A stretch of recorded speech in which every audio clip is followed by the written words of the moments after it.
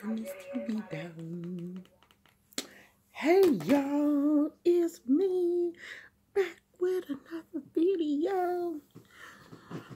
Okay, I do not like this camera angle, but I can't fix it. Okay, I want to talk about not Aretha Franklin's entire funeral, but the eulogy portion of her funeral. I saw where the minister that performed the eulogy, I didn't get his name or nothing, but I watched the, he had to have a press conference about what happened at the funeral, because I guess the family was upset about a few of the things that he said at the funeral, and I can see where they would be upset. I mean, I see the family's side and I see his side also. Because I don't think he really got out what he was trying to say. But it was kind of inappropriate in a funeral setting. He was talking about single mothers not being able to raise boys to men. And then he got off on the Black Lives Matter and all of this kind of stuff, in which I really don't think was appropriate for a funeral. And it's like, he, at the press conference, he said, he's known their family for a long time. He eulogized Aretha Franklin's father. I guess that's why she had picked him to do the eulogy or whatever, because he said that he had been requested to do the eulogy. When my mom passed away, she, was not at her home. She hadn't been at her home church in a while. And she had actually requested the pastor that was at her home church not do her funeral because she wasn't really feeling him. So the person that, eulogized her, he didn't know her. But, we had like a session before the funeral. He asked me questions. Did I know her favorite scriptures? All of the type things. And, he basically said, I'm going to stay in this area. And I was like, fine. He did a great job. When you eulogize the mother of boys, and I think at, some points in Aretha's life, she was a single parent because there were some gaps in between her marriages where, it was just her and her kids, basically. I think you should be talking about the strengths of a woman, instead of saying things like a woman can't raise a boy to be a man. And maybe, I'm biased because I raised my two boys. I'm not going to say by myself because there were periods of time when I did have help. There were periods of time when their dad, would step in and help me, but there were periods of time when their dad would disappear, just not be there. And I was so blessed, so fortunate that the men that I dated while my kids were young were invested in them. They did not ignore my children. If I needed somebody to come tie a tie for me, I ain't know nothing about tying no ties. I could make a phone call and somebody, would have been here to help me deal with that if I couldn't catch up with their dad. So I was reading the comments under the press conference that he gave. And one young lady was saying that her father told her that a woman can't raise a man. And she said she was having a problem even potty training her son. And she had to call her dad to potty train. And I said, that's on you. Because I didn't potty train, I don't know how many kids. I potty trained my two. As a matter of fact, I really only had to potty train one. Because my oldest son potty trained his brother. Potty trained his brother. He would put his brother on the potty and threaten to whoop him. And I'm going to spank you if you get up and not use this potty. And I used to have to tell him, don't whoop my baby, okay? And they were only a year and a half apart. So he was really just a baby himself, telling his little brother he was going to whoop him. I had no problems raising them. I mean, of course, I had problems when they became teenagers, but you're going to have those problems if you have a man in the house.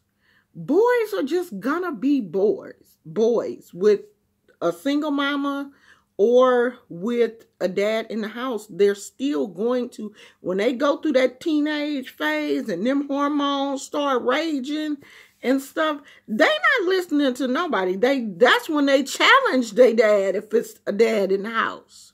Because my youngest son thought, hey, he got his weight up, and I was having some problems with him, and I called his dad. His dad came over to the house and, like, what's going on? Your mom keep calling me, telling me that, you having problems. And I think my son was 14. And at the time, he had gained weight. He was chubby. He was tall because he just sprouted up over the summer. And he was bigger than his dad at the time because my ex-husband had always been very lean built. He was 5'7", and he was lean. It's just small, just like my oldest son. They have the same body type. So my son decided to challenge his dad. He wanted to buck up at his daddy. And before he knew it, he was getting up off the floor. And I ain't say nothing. You asked for that. You're right, I couldn't have gave him that, but I could have gave him something. I believe women, we can't teach boys things like how to shave and how to tie a tie, but you can go to Google now. You can go to YouTube and learn how to shave. I think that I have raised those boys to, to be men. Do they have some issues? What man don't? What? Even if you grow up with a man in the house, you still going to develop your own personality, and you're going to be who you are. I mean, I know single parent men who have had just as much of a hard time as women raising boys. It can be done. And I think that misogynistic thinking that a woman can't raise a man, that narrative needs to be stopped. What the narrative needs to be is, why do men, so many men, leave their children? When you get a divorce, you divorce your spouse. You should not be divorcing your kids. Men should never leave their children. Now, my first husband, he gone now. He went on to glory. That should be your only out. You should never divorce your children. So the narrative should be, how do we get these men to continue to have a relationship with these boys so that the women don't have to do it by themselves? Because see, when you say that a woman can't raise a child, you're putting the blame on the woman. and you're taking away from the things that she is doing.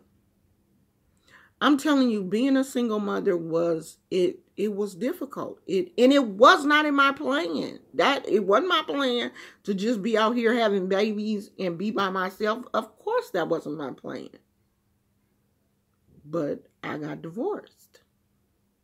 And he decided at one point, I guess because of his ego, because of anger, because of whatever, not only to divorce me, but to divorce the kids also, which was sad. But eventually he came around and understood that what he did was wrong. But you just miss so much, in between that time you have missed. A man should never leave his kids. We can't do it. We can't just pop these babies out, and when we divorce our husband, we divorce them too. I mean, I know it is some women out there that, have been able to get away with it, but I wasn't one of them. I mean, I was that mother. At one point, I didn't have a car.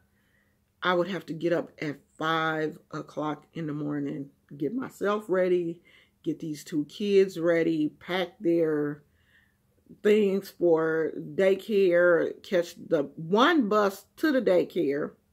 Then I had to catch another bus downtown, then another bus to work. So that was 6 buses a day that I was catching.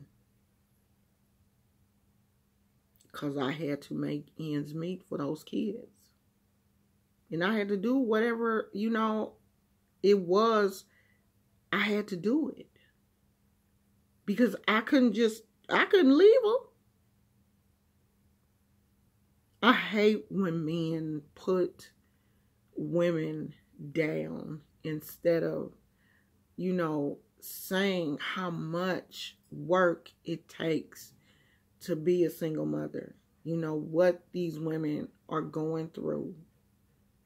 How much time and effort you getting off work, you're cooking, you're helping kids with homework, you're bathing them, you're getting them in bed, and you get up in the morning. It's just this vicious cycle that, you feel like that shit ain't gonna never end, but it does. Mothers out there that's going through it ends.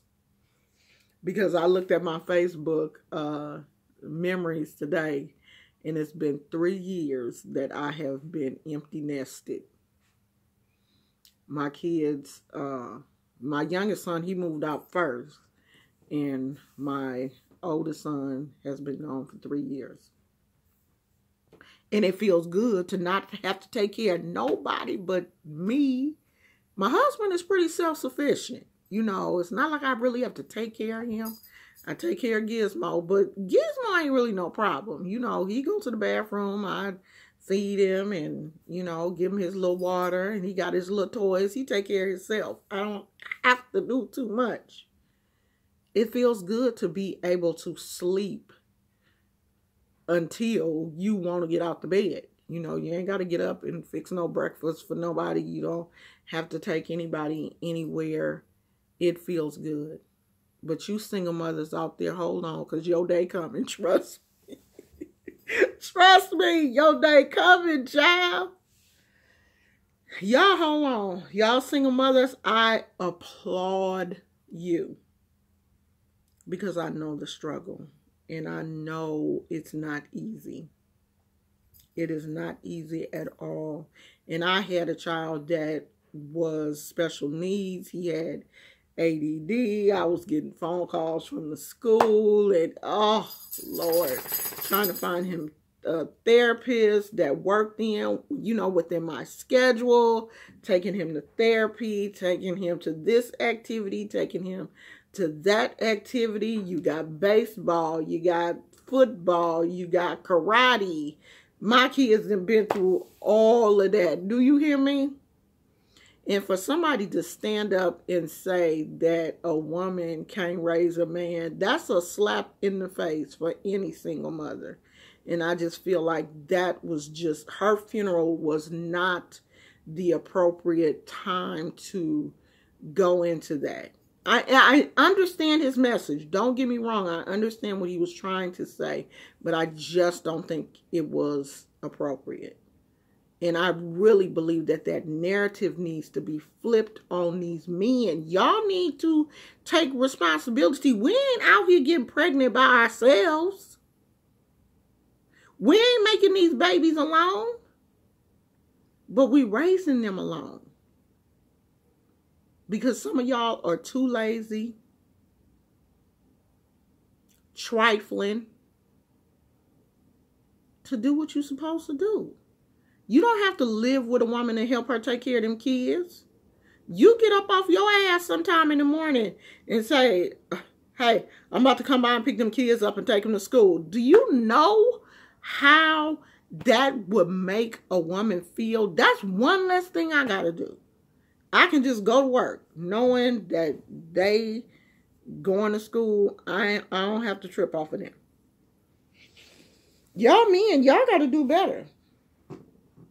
You really do. And I'm not going to say that women need to make better choices and, you know, with they men and blah, blah this and blah, blah that. No, y'all just need to do better.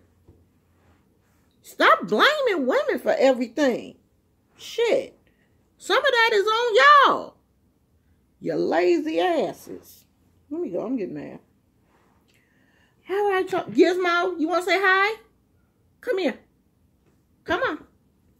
Come here, you little lazy booger. Jump. There go my baby. Come. Can you come this way, sir? Can you come over here, boy? Say hi to the people. They always talk. Say hi, people. Say hi. I have a daddy that lives. I have a daddy that lives in the house with me. My mom is no longer a single parent because I have a father and my parents are married. And I took my daddy's last name. That's how you supposed to do it. Okay, Gizmo. They didn't ask for your story. I swear to God, Gizmo, I keep seeing a flea on you. I hope it ain't. Jesus. But you was scratching up here. I can tell you was scratching because it's red. I gotta call your vet. Is that a flea? I keep seeing something. Huh? All right, maybe I'm just tripping. Okay, I'm finna go. That's my 2 cents on I hope that's dandruff. That ain't no flea. Can a woman raise a boy to be a man? Y'all like beer? Get this. This thing hecka good. This is the only beer I like. Yeah, I done had me one beer, child. Okay, I'm finna go because I'm at 18 minutes. I don't even know if y'all be watching all these videos. I'll talk to you later. Okay, bye.